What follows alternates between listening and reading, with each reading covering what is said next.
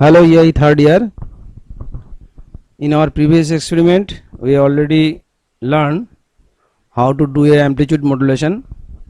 Our today's lab is for amplitude demodulation by implementing a envelope detector.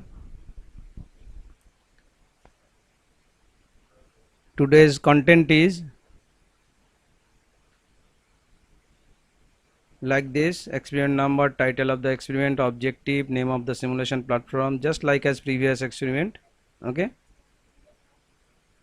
so our today's experiment number is 1B because the previous one was 1A, and name of the experiment of today is amplitude demodulation. Let's see the objective first. To understand the principle and uses of the envelope detector as a simple AM demodulator. Number 2, realize and design the AM demodulator. Number 2, justify the performance of the AM demodulator. Name of the simulation platform as it is. We also use today Proteus 8.1 Pro circuit simulator with the following virtual apparatus. We just remove the previous apparatus. Here I introduce only the component and apparatus is used for demodulator part. So set up the signal coupling transformer. Here we use a coupling transformer, mutual inductance coupling transformer, for join these two circuits, amplitude modulator and demodulator. We also use this passive component, 6.8 kilo ohms, two numbers, 150 nanofarad capacitor, two numbers, one ideal LC series resonator of 300 millihenry, and we use a rectifier diode OA95 which is a germanium diode because we need less voltage drop for this kind of application, envelope detector application, and a standard AM input signal which we already made in our previous experiment, and the carrier should be the same, 11 kilohertz. Message will be standard set at 1 kilohertz and modulation factor with 0.8%. That means it should be set at critical modulation scenario. And also to observe our experiment and waveform, input output waveform, we need a 4-channel DSO with the same spec, 100 MHz at the rate of 1 gigasample per second, which will be the actual instrument, equivalent of actual instrument. Okay, now the introduction. This is a basic block of demodulator where amplitude modulation signal, modulated signal has been faded in, and then after the diode is doing this rectification part, then passing through a low pass filter, we get that actual demodulated output signal with like as our input message. And this part is our actual practical circuit which I develop for simulation today, where I use this coupling transformer to connect the demodulator part with the previous modulator circuit. So assume this signal as a amplitude modulator output which we already generated in the previous lab. So let's see what is demodulation. Demodulation is the process of recovering the signal intelligence from a modulated carrier wave. That means this one, and this process also called detection. This is detection. This is the reverse process of modulation, definitely. So why do we need demodulation? The wireless signal consists of radio frequency, that means comparatively high frequency, this one, carrier wave modulated by audio frequency with a low audio frequency. Okay, the diaphragm of telephone receiver or loudspeaker cannot vibrate with high frequency. That means the speaker cannot operate with this carrier frequency, or if it operate, maybe we cannot hear it. So moreover this, the frequency is beyond the audible range of human ear. Okay, so it is necessary to separate the audio frequencies, this signal, from the radio frequency carrier wave. This is the main motto and essentiality to demodulate our amplitude modulated waveform.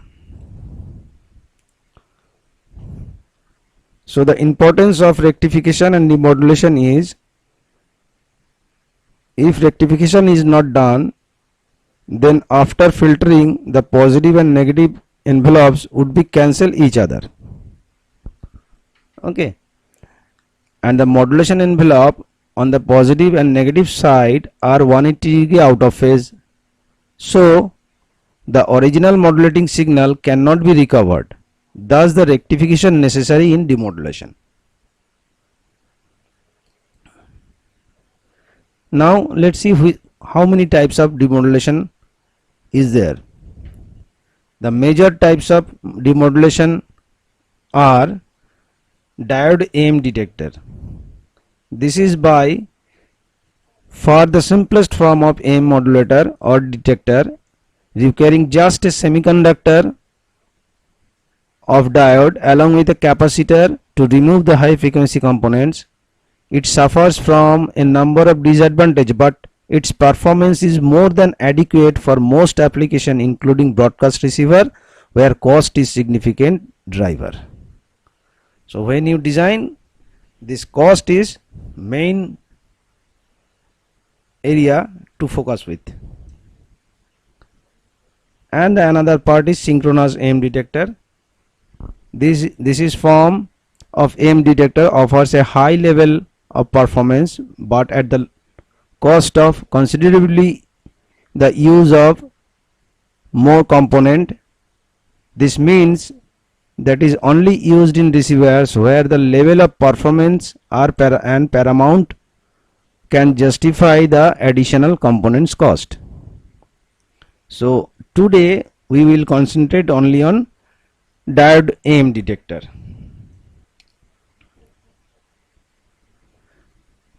Now let's see the actual circuit diagram which we going to simulate. This is our actual circuit. This AM part, this amplitude modulation part we already did in previous laboratory, and now here I use this coupling transformer, step up coupling transformer, to cascading these two circuits, modulator and demodulator part, where in the demodulator we have to introduce a low pass filter at the rate of cutoff frequency approximately 3.61 kilohertz, which will be obtained by FCO equals to R by 2 pi L. And further we use these two equations to design this low pass filter.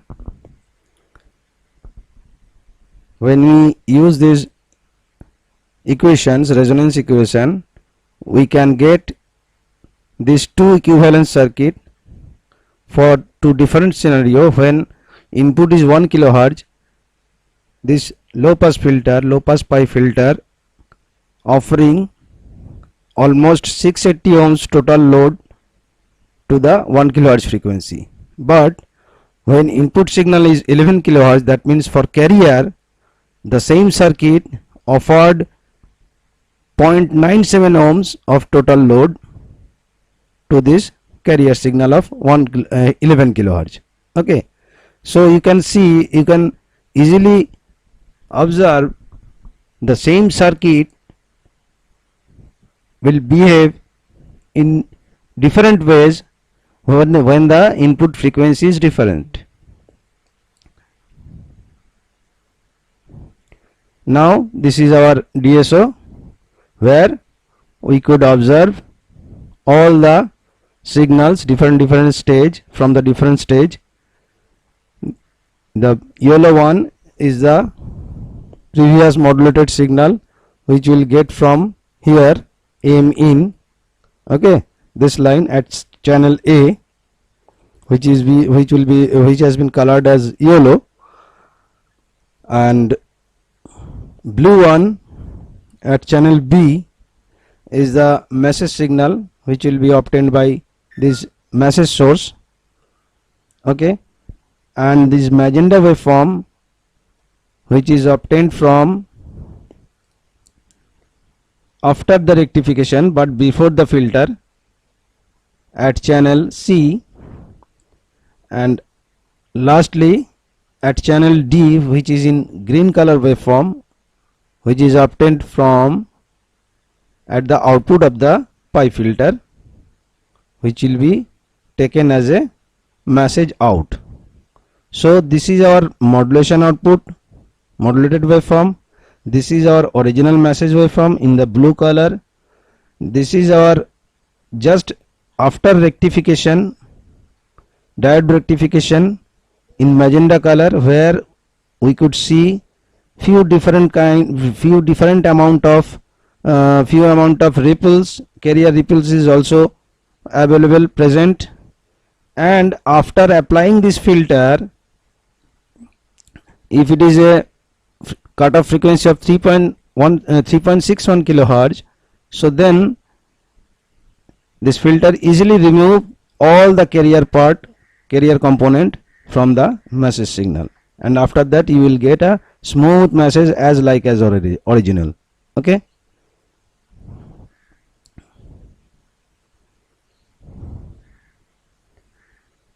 now the observation table.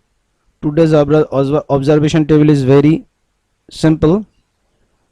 You have to type the modulation type. Modulation is critical for the both. You can take so many measurements. You have to mention your carrier. It will be fixed at 11 kilohertz, but maybe you can change your MT, message signal, and you have to find the modulation factor for the both, and you have to mention the specification of the actual detected output signal with a waveform and frequency as well as with amplitude.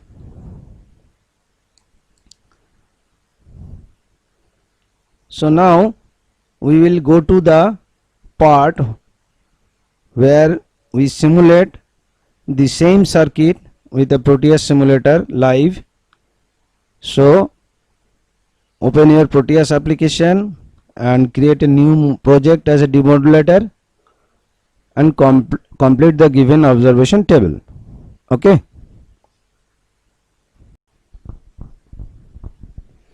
Now let's open your Proteus in your PC. First I like to show you the standalone envelope detector circuit which I have generated, designed for testing purpose. This is the same circuit which I already include in the PPT, but this circuit cannot run because I modify the component package from the default type to take a snap for this PPT. So I would like to directly play or simulate the main circuit where I clubbed these two circuit, a modulator and detector, this one. Okay, same circuit. This part we already made when we did the amplitude modulator, we just include this single winding of primary winding of this TR1. But now when we join these two circuit, modulator and demodulator part, we use this transformer, so the impedance will match very easily and accurately, and signal loss will be very minimum. And this is our carrier, same carrier of 11 kilohertz, amplitude of 12 volt, same message, 1 kilohertz with the amplitude of 2 volt and 12 volt DC source to operate this circuit. And this is the diode, detector diode OA95 germanium diode, which has a barrier potential of 0.3 volt only, so we could minimize our loss, detection loss. And this is our main area filter to get the original message signal. Okay, so now I am simulating this. You can see in real time it has been simulated. So the upper one in yellow color, this is your modulating input. At this point aim in, and then the blue one at channel B, the message signal of 1 kilohertz 2 volt amplitude, and the magenta one at channel C, taken from after the rectification of the diode, where you could see along with the message signal few carrier ripples is also present. And to minimize or eliminate this total ripple, we have used this LC pi circuit, or you can say CLC resonance circuit, where this circuit offer different load to the different frequency. It can easily pass the original 1 kilohertz message, but it is blocking the total carrier component.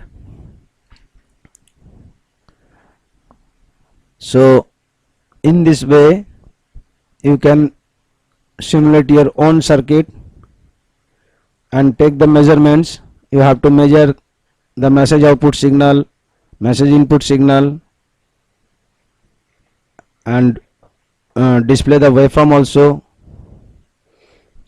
You can take a snap from here, okay, and paste it in your table in the PPT, as I say.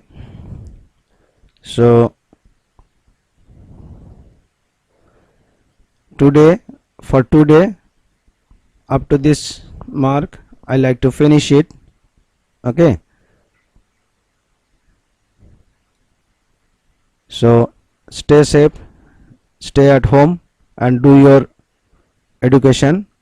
Good luck. Thank you.